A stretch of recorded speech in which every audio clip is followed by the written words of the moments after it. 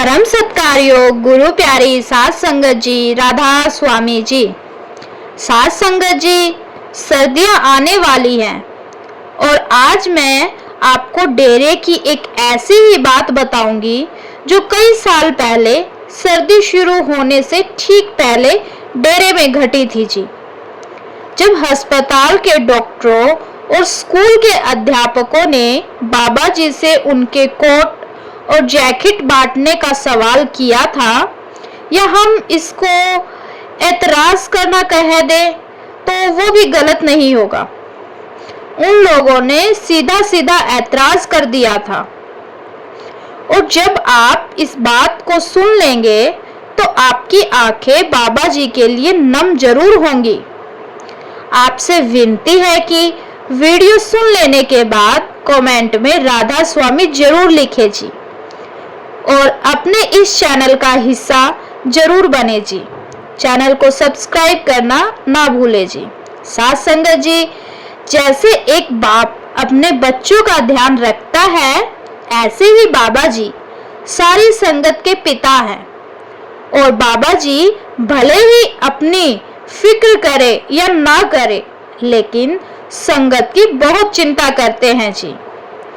जिस समय की ये बात है, उस समय सर्दियां लगभग शुरू हो चुकी थी जी। और उन्हीं दिनों में एक बार बाबा जी ने अस्पताल में और स्कूल में सेवा करने वाले डॉक्टरों, अध्यापकों और बाकी सभी कर्मचारियों को गर्म कोट और जैकेटें बांटने का सोचा जी। तो जितने लोग वहां सेवा कर रहे थे, उतने लोगों के हिसाब से बाजार से जैकेट मंगवाई गई। और उस दिन बाबा जी जब अस्पताल में आए, स्कूल में दर्शन देने पहुंचे, तो बाबा जी ने सभी सेवादारों यानी कि अस्पताल के डॉक्टरों को, कंपाउंडर को, नर्स को, सफाई वाले को अपने पास बुलाया और अपने हाथों से सबको जैकेट दी। और बिल्कुल ऐसा ही बाबा जी ने स्कूल में भी किया। जब डॉक्टरों और अध्यापकों ने देखा कि बाबा जी ने तो सभी को एक जैसी जैकेट दी है, तो डॉक्टर ऐतराज करने लगे और बाबा जी से पूछने लगे कि हे मेरे सतगुरु, हम डॉक्टर को भी वही जैकेट, और यहाँ अस्पताल में काम करने वाले नर्सों को, सफाई वालों को और कंपाउंडर को भी वही जैकेट। कम से कम हमें तो इससे अलग जैकेट देनी चाहिए थी। हमारा ओहदा इनसे बड़ा है जी। ये सुनकर बाबा जी मुस्कुरा पड़े जी। और बाबा जी ने कहा कि बेटा, इसका जवाब पाने के लिए तुम्हें एक दिन का इंतजार करना होगा। कल तुम्हें इसका जवाब जरूर मिलेगा। ये कहकर बाबा जी वहां से चले गए। और इसके बाद वो दिन जब बीत गया, तो अगले दिन जब डेरे में सत्संग हो रहा था, तो डॉक्टर और अध्यापक भी पंडाल में बैठे हुए थे। उस दिन पाठी साहब सत्संग फरमा रहे थे और कुछ ही देर में बाबा जी भी स्टेज पर आ गए। डॉक्टरों और अध्यापकों ने जब बाबा जी को देखा, तो देखते ही उन्हें उनके कल वाले सवाल का जवाब मिल गया जी। बाबा जी ने भी बिल्कुल वही जैकेट पहनी हुई थी जो कल बाबा जी ने सबको बांटी थी। ये देखकर डॉक्टरों और अध्यापकों की आंखों से आंसू बह निकले और उन्हें खुद के ऐसे सवाल पर पछतावा भी हो रहा था। साथ संगत जी, जो इतना महान सतगुरु है, इतनी संगत को संभालने वाला होकर भी वो भेदभाव नहीं करता, तो हमें क्या हक है कि हम किसी को भी अपने से छोटा समझे। ये संसार और यहाँ की चीजें हमेशा के लिए कभी नहीं किसी की हुई और ना ही हो पाएंगी जी। इसीलिए घमंड और भेदभाव से जितना बच सको उतना बच कर रहो जी। साथ संगत जी, अभी वीडियो खत्म नहीं हुआ है। अब मैं आपको बाबा जी की दयालुता की एक और बात बताने जा रही हूँ जी। साध संगत जी, जो पूर्ण संत महात्मा होते हैं वो जितना प्रेम अपनी संगत से करते हैं उतना ही प्रेम इस संसार के हर एक जीव से करते हैं जी, चाहे फिर कोई सत्संगी है या नहीं है।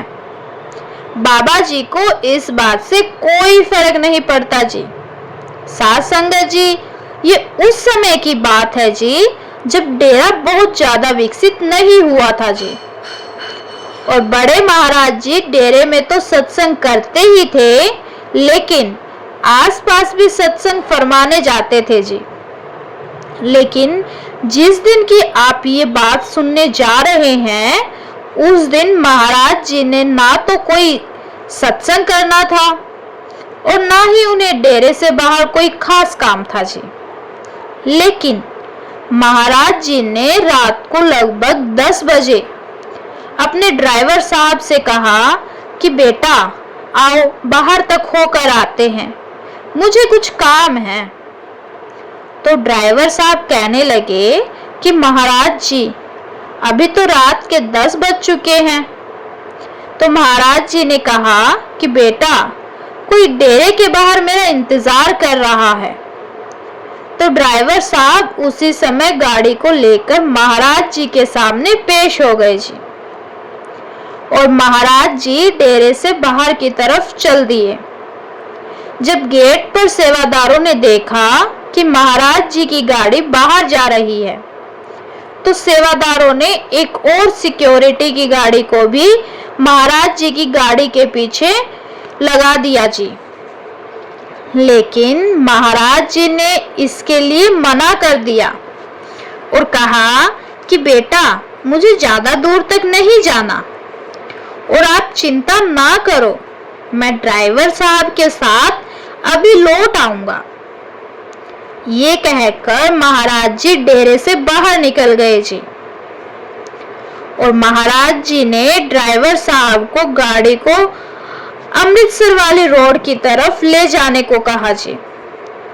साध संगत जी, अब आप सोच रहे होंगे कि आखिर इतनी रात को महाराज जी को कौन इंतजार कर रहा था। लेकिन आप यकीन मानिए, आप जब ये सुनेंगे तो तंग रह जाएंगे। जब गाड़ी अमृतसर की तरफ आगे बढ़ रही थी, तो एक जगह पर ड्राइवर ने देखा कि एक परिवार है और वो सड़क पर अपनी गाड़ी से बाहर निकलकर खड़े हैं।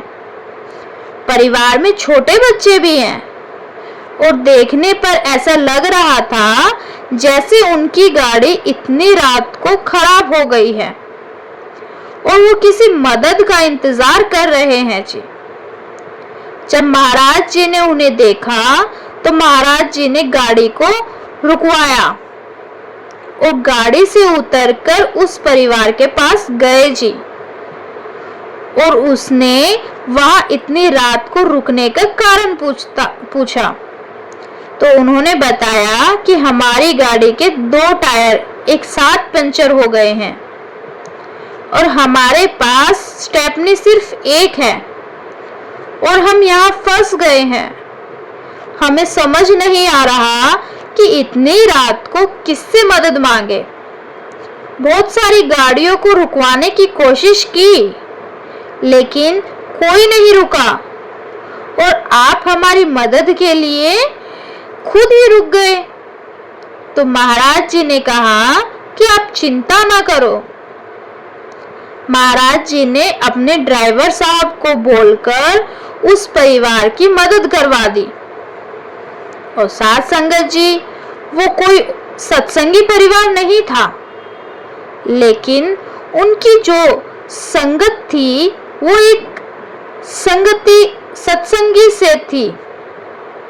मतलब उस परिवार के साथ उनकी गाड़ी में एक सत्संगी बीवी भी सफर कर रही थी, जो उस समय गाड़ी के अंदर ही बैठी हुई थी और अपने छोटे से बच्चे को सुलाने की कोशिश कर रही थी, जिस वजह से गाड़ी के बाहर अंधेरे में उस बीवी को सिर्फ इतना ही नजर आ रहा था कि कोई दूसरी गाड़ी उसकी मदद करने के लिए रुकी है।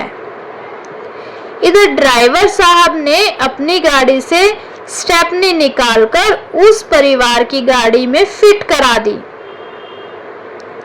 और जब उनकी गाड़ी चलने लायक हो गई तो परिवार के लोग महाराज जी को बहुत शुक्र करने लगे और उसने पूछने लगे कि सरदार साहब, आप कौन हैं और कहाँ रहते हैं?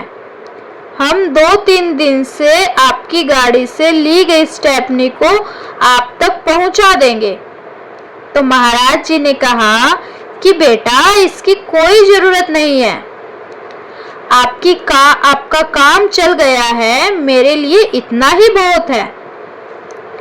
तो परिवार के लोग कहने लगे कि लेकिन अगर कभी हमें आपसे मिलने आना हो तो हम कहाँ आए? तो महाराज जी ने कहा कि यही पास में एक डेरा है, वहां पर मैं सेवा करता हूँ। आप जब चाहे आ सकते हैं। ये कहकर महाराज जी अपनी गाड़ी में बैठकर ड्राइवर साहब को गाड़ी को वापस डेरे की तरफ ले जाने की बात कही। ड्राइवर साहब भी समझ गए कि महाराज जी इतनी रात को अचानक यहाँ किस लिए आए थे। ड्राइवर साहब ने गाड़ी वापस डेरे की तरफ ले ली और इधर जब वो परिवार अपनी मंजिल की तरफ आगे बढ़ने लगा तो कार के अंदर बैठी सत्संगी बीवी ने जब पूछा कि किसने हमारी मदद की, तो उन्होंने बताया कि वो किसी डेरे की बात कर रहे थे और वो कह रहे थे वो वहां सेवा करते हैं। बीवी को सुनकर बड़ी हैरानी हुई। बीवी ने जब पूछा कि जो हमारी मदद के लिए आए थे, क्या उनके पास एक लंबी सी गाड़ी थी और उनके साथ उनके ड्राइवर भी थे? तो परिवार के लोगों ने कहने लगे कि हाँ, वो एक लंबी गाड़ी में थे और उनकी गाड़ी कोई ड्राइवर चला रहा था। ये सुनकर बीवी एकदम थोड़ा एक्टिव हो गई और उसने अपने पर्स में से महाराज जी के स्वरूप को निकालकर परिवार वालों को दिखाया और पूछा, क्या वो यही थे? तो परिवार वालों ने कहा कि हाँ, यही तो थे, लेकिन उनकी फोटो आप अपने पर्स में क्यों रखती हो? बीवी की आंखें भर आई और बीवी रोते रोते कहने लगी कि वो सच में डेरे में सेवादार ही हैं, वो वहां के सतगुरु हैं, बड़े महाराज जी हैं। मैं कितनी बदनसीब हूँ जो मेरे सतगुरु यहाँ तक आए और मैं गाड़ी के अंदर ही बैठी रही। ये कहकर बीवी बहुत रोई और कहने लगी कि हे मेरे सतगुरु, मैंने तो सिर्फ अपने मन में आपको कहा था कि हे मेरे सतगुरु, इतनी रात को छोटे छोटे बच्चों के साथ हम यहाँ फंस गए हैं, कुछ भी घटना हो सकती है। इससे पहले कि कुछ हो, आप हमें मदद पहुंचा दो। और आप खुद ही इतनी रात को मदद करने पहुंच गए। बीवी का रोना बंद नहीं हुआ और बीवी जिस परिवार के साथ सफर कर रही थी, उनका दूर दूर तक परमार्थ से कुछ लेना देना नहीं था जी। वो भी महाराज जी की ताकत को मान गए और उनका रुझान परमात्मा की तरफ ऐसा हुआ कि बहुत जल्दी वो परिवार भी एक सत्संगी परिवार बन गया जी। साथ संगत जी, इस परिवार ने उस सत्संगी बीवी की संगत कर रखी थी, इसीलिए उस परिवार का भी भला हो गया। इसीलिए हमेशा समझाया जाता है कि अच्छी संगत करो। जब हम अच्छे लोगों की संगत करते हैं तो हमारा भी भला हो जाता है। अच्छी संगत वाली बात पर आधारित मैं आपको एक छोटी सी बात और बताऊंगी जी। कृपया करके वीडियो में बने रहिए जी। एक सत्संगी भाई अपने एक दोस्त के साथ कार में कहीं जा रहा था जी, और कार बहुत बड़े एक्सीडेंट होने से बाल बाल बची थी। सत्संगी भाई जिस दोस्त के साथ सफर कर रहा था वो एक सत्संगी नहीं था और वही कार को भी चला रहा था। कार सड़क पर अपनी मंजिल की तरफ बढ़ रही थी और उन दोनों में हाईवे भी ज्यादातर सिंगल ही हुआ करते थे। जब सत्संगी भाई के दोस्त ने आगे चल रही एक गाड़ी को ओवरटेक करना चाहा तो सामने से एक बड़ा ट्रक बड़ी तेजी से आ रहा था और सत्संगी भाई के दोस्त ने कार को दूसरी तरफ मोड़ लिया और दूसरी तरफ एक नहर थी और कार नहर के एकदम किनारे पर जाकर पत्थर के सहारे रुक गई। अगर वो पत्थर ना होता तो कार नहर के अंदर गिर जाती। फिर आसपास वहां लोग इकट्ठा हो गए और सबने कार को रस्सी बांधकर पीछे की तरफ खींचा और इन दोनों लड़कों की जान बच गई। जब ये बात सत्संगी भाई के दोस्त के घर पता चली तो उन्हें बड़ी चिंता हुई और उन्होंने इस बात का जिक्र एक बड़े पंडित से किया। वो पंडित इस परिवार के बहुत करीबी थे और ये लोग उस पंडित पर विश्वास भी बहुत करते थे। उस पंडित ने बताया कि आपके लड़के को तो उस दिन संसार से चले जाना था, उसकी अकाल मृत्यु लिखी हुई थी, लेकिन अब वो क्षण टल गया है, इसीलिए आप चिंता ना करें। फिर आगे पंडित ने पूछा कि क्या उस दिन आपके बेटे के साथ कोई और भी सफर कर रहा था? तो घर वालों ने बताया कि उसका एक दोस्त भी उस दिन सफर कर रहा था। तो पंडित ने बताया, आप अपने बेटे के उस दोस्त का शुक्र करो, क्योंकि उसी की वजह से आज आपके बेटा जिंदा है। अगर उस दिन वो अकेला सफर कर रहा होता तो उसकी अकाल मृत्यु होना पक्की थी।